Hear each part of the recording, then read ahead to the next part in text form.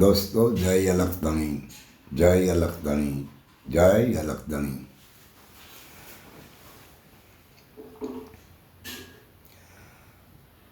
અરે દોસ્તો,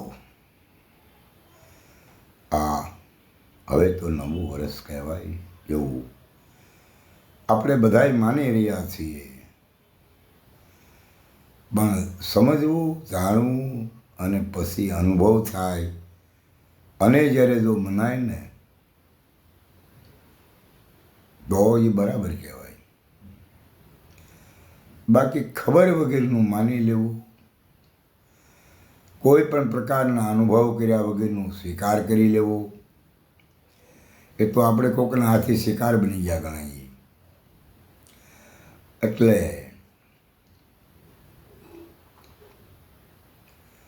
દોસ્તો, આપણે મનુવાદીઓના હાથે શિકાર બન્યા છીએ, અને આ મનુવાદીઓના હાથે બનેલા શિકાર એમાંથી બહાર આવવા માટે આપણે જાતે મહેનત કરવી પડશે. કારણ કે આપણે જાતે આમાં ફસાયા છીએ,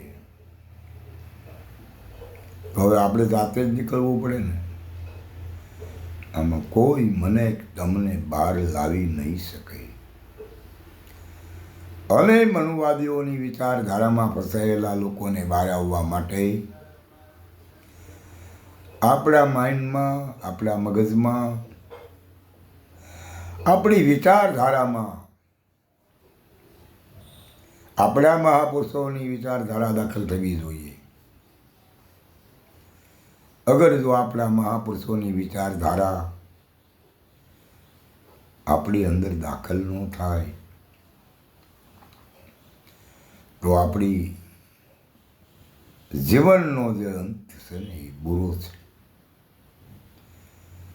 અને આ મનુવાદીઓ તો એટલી હદે છે કે આપણે સોચ કરવી ને એ મુશ્કેલ છે. જે ખંડની અંદર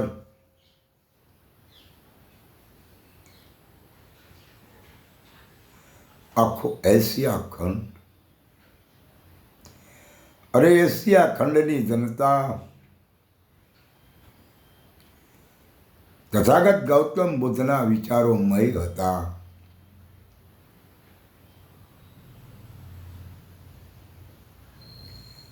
અને એ વિચારોમાંથી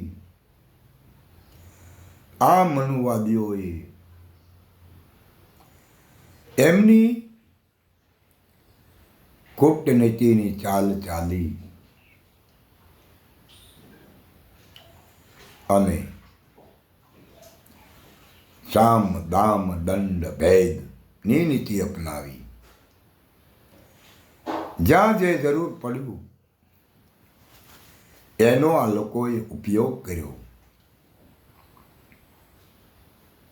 આજ આપણે જ્યાં જોઈએ છીએ ત્યાં જે ધર્મસ્થાનો છે એ જગ્યાએ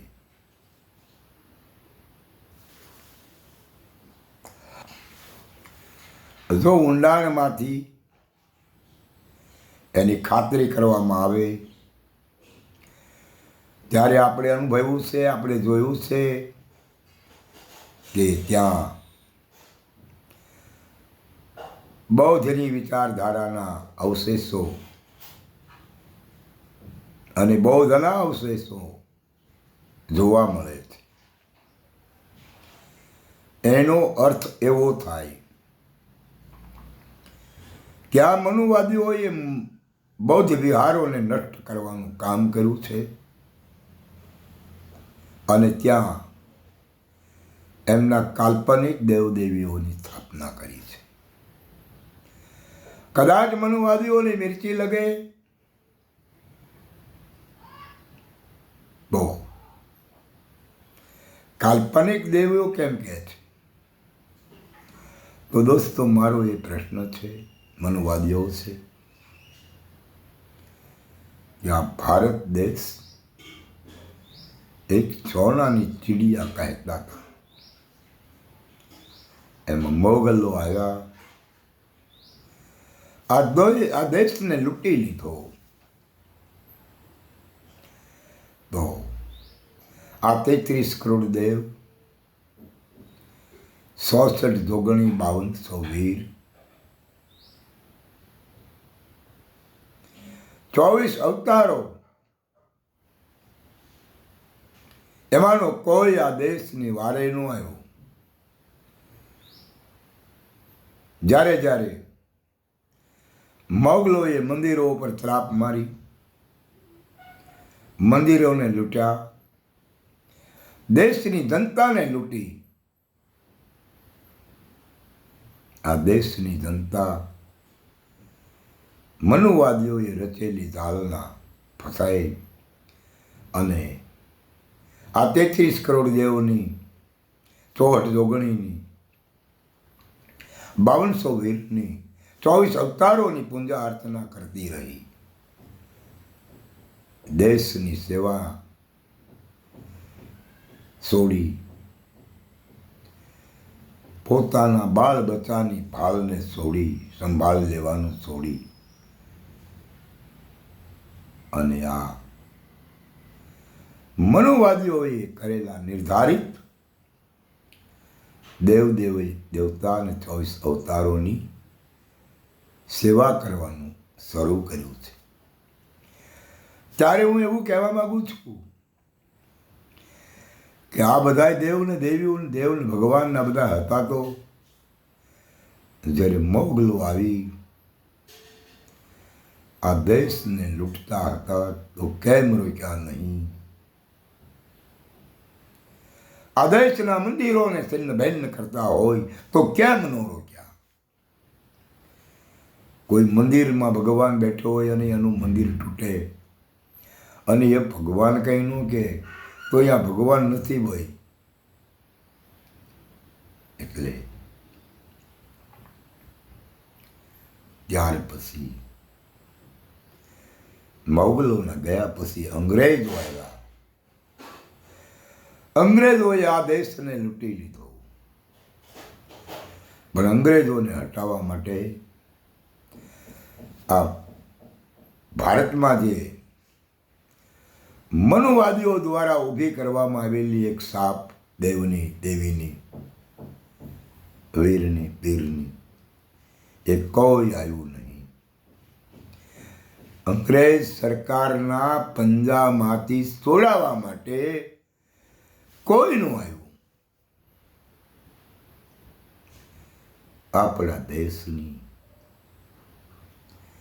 વખતો વખત બરબાદી થતી અને વિદેશીઓના આક્રમણથી દેશ પીછાતો આવ્યો. પીઢીમાં વિદેશીઓના આક્રમણથી આ દેશ કાયમ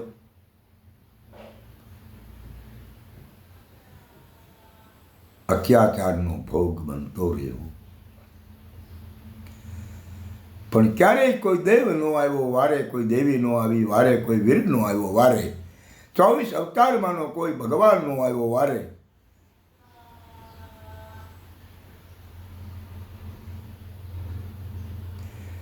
શા માટે આની પૂજા કરો છો? જે મંદિરમાં તમે જાઓ અને એની પૂજા કરતા હોય એ જ ભગવાન એના મંદિરનું ધ્યાન ન રાખી શકે, એના મંદિરને સાબિત ન રાખી શકે તો એ આપણને શું ધ્યાન રાખશે? આપણને શું આબાદ રાખશે? વિચારવું એ જરૂરી છે.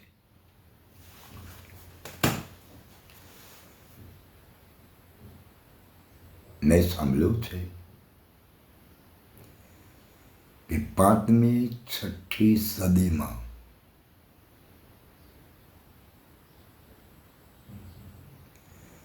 એના પહેલા આ ભારતની અંદર તથાગત ગૌતમ બુદ્ધ અને ગોરખનાથ મહારાજ આ લોકોની આ મહાપુરુષોની બોલબાલા હતી. અને એ સમયમાં કોઈ શંકરાચાર્ય નહોતા, કોઈ શારદા પીઠ નહોતી.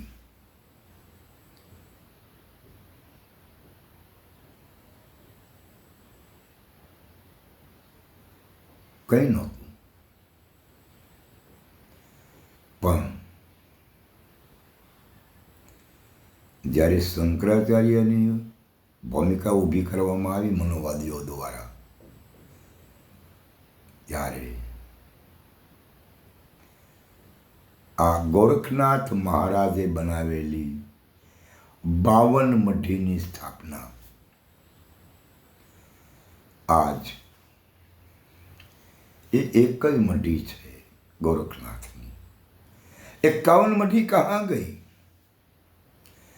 51 મઢીનો કબજો કોણે કર્યો? 51 મઢીનો કબજો શા માટે કરવામાં આવ્યો? આ જાણવું એ બહુ જરૂરી છે.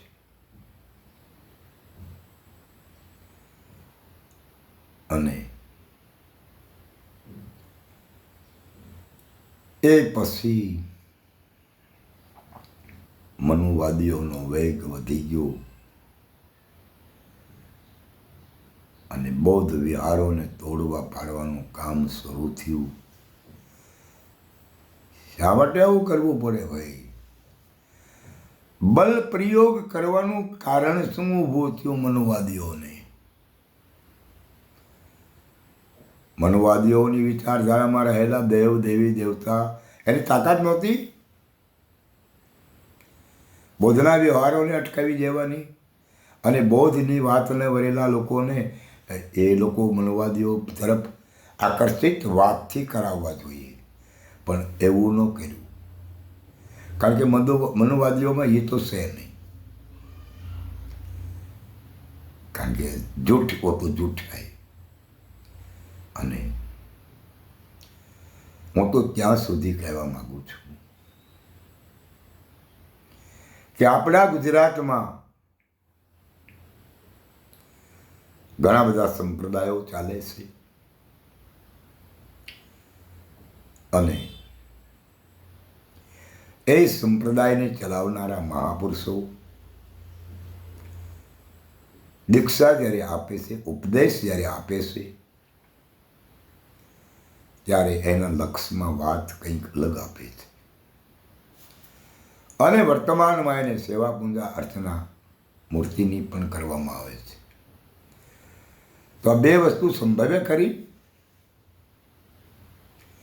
એક તરફ મૂર્તિની પૂજા કરવાની છે, બીજી બાજુ ગુરુનો ઉપદેશ, અને ઉપદેશમાં કોઈ જગ્યાએ એક જ શબ્દ આ મનુવાદીઓ વાળી વિચારધારાના દેવ દેવી દેવતાનો કોઈ નામો નિશાન હોતો નથી ગુરુમંત્રની અંદર. અને ગુરુમંત્ર શ્રેષ્ઠ છે. તો પછી શા માટે પૂજા કરવી પડે છે? પીપળી ધામમાં જોઈ લો, સવા ભગત થઈ ગયા, પણ એને રામાપીરની મૂર્તિની પૂજા કરે છે. તો રામાપીરની મૂર્તિની પૂજા કરવી એ શ્રેષ્ઠ છે કે ગુરુમંત્ર શ્રેષ્ઠ છે? સમજવું અને વિચારવું, અનુભવમાં લાવવું એ જરૂરી છે. હુકમ ફૌજ વાત વર્તમાનમાં જે કરતા હોય તે, અને ઉપદેશ તો એમાં છે કે નથી એવું મને ખબર ન હોય, પરંતુ ગુરુમંત્ર જે રહ્યો દરેક લોકોએ વિચારવું આ વાત ઉપર કે જે ગુરુમંત્ર છે એમાં કોઈ નામ હોય દેવનું, કોઈ ભગવાનનું, તો બરોબર છે. પણ છતાંય રામાપીરની પૂજા અર્ચના થાય છે. મને રામાપીરની પૂજા કરે એનો વાંધો નથી, પણ મારી વાત અહીંયા છે કે ઉપદેશ કરે, યા તો દીક્ષા આપે, યા તો ગુરુ મંત્ર આપે. અરે જે ગુરુ મંત્ર છે એ ગુરુ એવું કે આ શ્રેષ્ઠ છે બધાથી, અને જો ગુરુ મંત્ર શ્રેષ્ઠ હોય તો રામદેવજીની પૂજા કરવી શું કામ? કૃષ્ણની પૂજા કરાવો છો તમે એ શું કામ? હરિગુરુ સંતની વાત જ્યાં પીરસાતી હોય ત્યાં કૃષ્ણના ફોટાને રાખવાનું કારણ શું, પ્રયોજન શું? એ મનોવાદી સાથે સંકળાયેલા છો એ નક્કી છે. એટલે નિરાત મહારાજની વાત, એનું વિચાર, એનું બોલવું, એની એક એક વાણી સારાને હલબલાવી નાખે. પણ એ મૂર્તિ પૂજા તો બધા કરે જ છે ઘણા ખરા. આવું શા માટે? આને કહેવાય લોકોની સાથે સોળ કરવું, દગો કરવો અને એની અસલિયતને સીનવી લેવી. કારણ કે એની જે વિચારધારા રહી એમાં બે ભાગ પાડી દો એટલે માણસ ડગી જાય. આવું ન કરવું જોઈએ. અડગ મન કોઈ દી ડગે નહીં, ભલે ભાંગી પડે બ્રહ્માંડ, વિપત પડે વણસે નહીં, એ તો હરિજનનું પ્રમાણ છે. પણ આ વાતને સમજવા માટે આપણે ખરેખર સારા નિષ્ઠાવાન સંતની જરૂર છે. અને જે 5 સંયમ નિયમનું પાલન કરતો હોય અને જેને એ ખબર હોવી જોઈએ, ભવનદાસ મહારાજનું બોલવું છે કે મારા ગુરુજીને રાણી સત પ્રવાસા, સતના ઉગ્યા મોટા સૂર, હે ચૂડેલા સત બોલો, નહીતર મત બોલો. આ વાક્યની સંપૂર્ણ જ્ઞાન હોવું જોઈએ કે મારા ગુરુજીની રાણી છે, હું તમે रानी रही है ना, ये रानी नहीं, हमारे गुरु महाराज की रानी की बात हो रही है. तो पहला तो ये विचारવું પડે કે ગુરુજીની રાણી ક્યાં અને કેમ. અને જો એ નહીં સમજાય તો વાત ખોટી છે બધી. માટે જાગવું એ જરૂરી છે, નહીતર પછી જ્યાં સહી અહીંયા બરાબર છે, કોણ ના પાડે છે. અચ્છા દોસ્તો, હું અહીંયા મારી વાતને રાખું છું. અને આપને જો આ વિડીયો વ્યાજબી ને સારો લાગ્યો અને સાચો લાગ્યો હોય તો મારી ચેનલ પર કોઈ નવા હોય તો આને સબસ્ક્રાઈબ કરે મારી ચેનલને, અને એને શેર પણ કરે. दोस्तों अच्छा दोस्तों, जय अलख धनी, जय अलख धनी, जय अलख धनी.